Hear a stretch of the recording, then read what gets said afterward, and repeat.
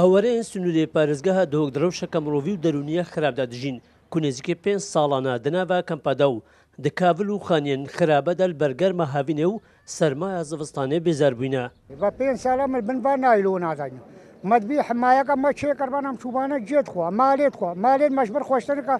هەکە ملبەر تاقت خۆ بنیش بنبا نایلۆ نەخۆشتر هەر 10 ڕۆژە جارکی هافتی ئەم بوونەکە هەموو ئابێت کردن يعني زلامي بلنغاز بي بنبان ايلونا ابي بكري بناب زحمته ومد بلنغاز نبين صاله همو الفان شادر كذا برشتن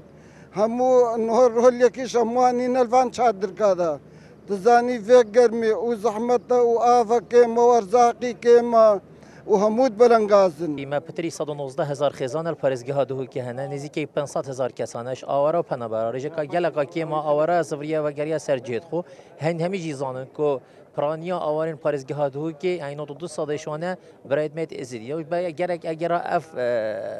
ئاوارە نەڤەگەریە نەڤەجێت خۆ و بەژی بارگەرانێکە گەلەکە مازنای خسیە سەر هەمی خزمەت گۆزاریە الپارێزگەها دهوکی الهەمی وەکی بژین سەکتەرادا.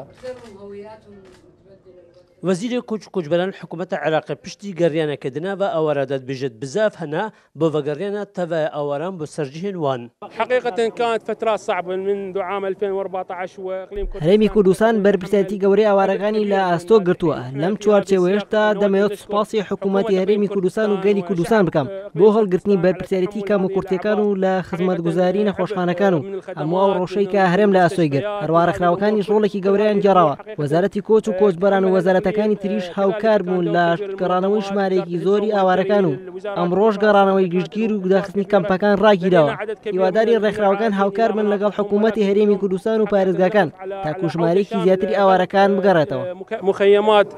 بالكامل نتمنى كذلك من المنظمات. ژێژی گوتنیان نزیکی 80,000 خێزانên ئاوارە سنوورێ پارێزگەها دهۆکەنە کو ڕێژەک ڤەگەڕیانە لێژ بەرناکۆکیان سیاسی و نەبوونە ئێمناهیە و خزمەتگوزاریە دەڤەراوان پتریاوان وەک ئاوارەماینە و داخوازە هاریکاریان پتر دکەن. شێروان خدر قورسات نیوز دناڤە کەمپێن سنوورێ پارێزگەها دهۆکێدا.